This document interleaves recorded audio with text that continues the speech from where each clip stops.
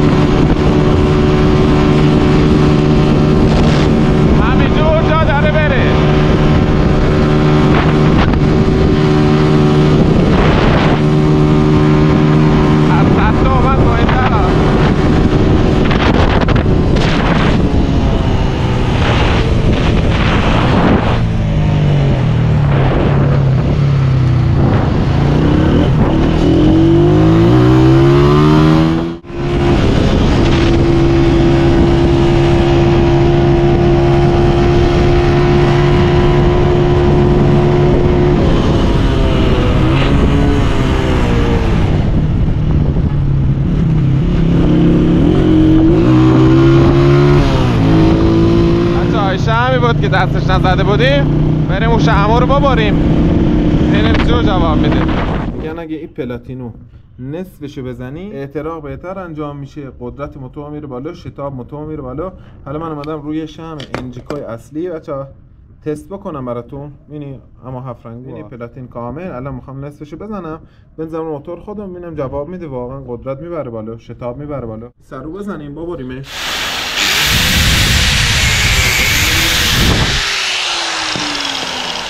یعنی اگه ایجوری باشه، یعنی لبور نداشته باشه بهتر احتراق انجام میشه، یعنی شمع ایجوری بشه. یعنی حالا یکم ما فاصلش نزدیکتر بکنی.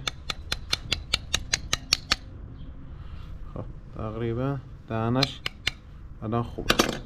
خب بریم الان برای تستش بچه‌ها ببندیم رو موتور ببینیم این واقعا راه میره، شتاب موتور بیشتر میشه، قدرتش بهتر میشه.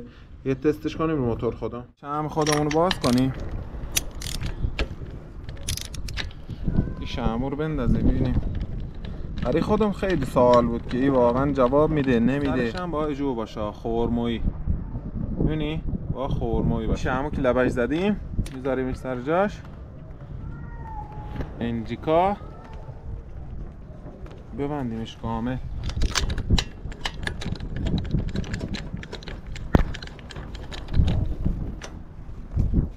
شمع هم سفت نکنین ها بچه‌ها. ده موقع خودشو گرفت تنگ شد یه زور نرمی داشته باشه. سفتی که دور سفتش کنی نه. شمع دنسو هم شمع انجیکوی که رو خودشه. بریم بچه‌ها برونیم.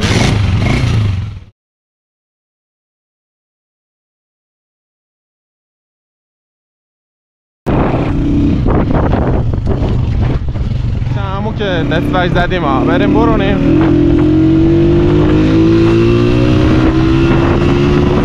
کیلومتر داشته باشیم.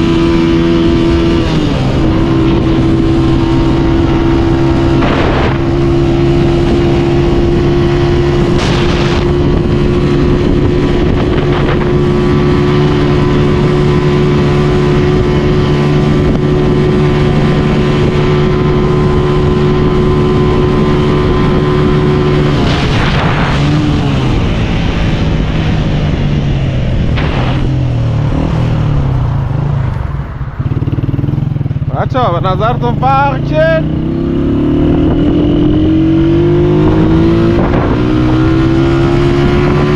نگاه بچه‌ها خوب شده ولی دور اولی که میخواد بگیره ضعیفه.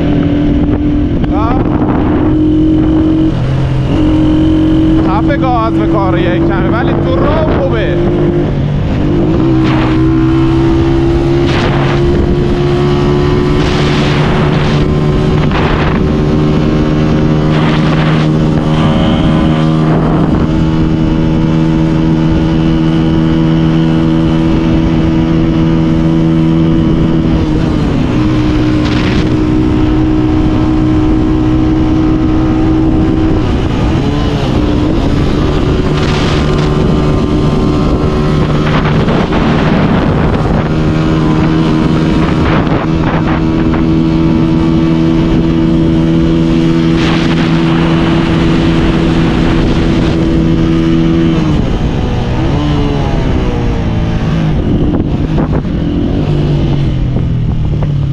بچه‌ها به نظر من همون فابریک خودش بهتره. خورده اولش خفن تا بخواد رو بگیره بره. ببینید صدای اگزوزو هم معلومه.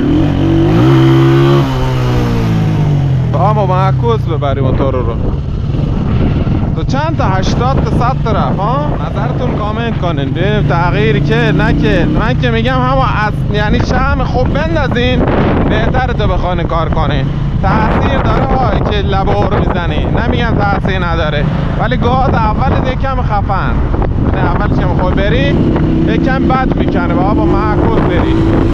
اگه میخوای قدرتت خوب باشه، قدرت موتورت روال باشه، یه شم ژاپنی خوبیه بچه‌ها. شم دنسوی خود ژاپن اصلی، ولی انجیکوی اصلی، ولی دنسو که گیرم نمیاد. دنسو بی‌نظیره. تو جلد قرمز نوشته هوندا دنسو تو شاه. همونجور که دیدین ما شم معمولی رو تست کردیم، کیلومتر دیدین، این هم تست کردیم. فقط تنها مشکلش چی بود بچه‌ها؟ این که پلاتینشو میبری موتور، من حالا به نظر من موتور کم جون پرجون میشه. مثلا یه جای دنده بهش میدیم مثلا موتور جون نداره، روال نیست، موتور رو هی کم و زیاد میشه. حالا بازم خودتون میخوان امتحان کنین ببینید شاید حالا جواب داد موتور شما. ولی حالا من چیزی که دیدم ای بود شم خودش بهتره. یعنی یه شم خوب شما بندازی خیلی بهتره. تو بخواد حالا ایو بزنی نمیدونم فلان کنی، محفظه احتراق قد جرقه به هر ریزگی هم باشه احتراق صورت میگیره. این که شما بیا ایو بزنی یا ایو نزنی هر کاری هم بکنی موتور باید تنظیم باشه تا اون سرعت که میخوای داشته باشه، قدرتی که میخوای داشته باشه. نتیجه گیری بود به نظر من. دوست داشتین لایک، کامنت، سابسکرایب یادتون نره. عشق منین.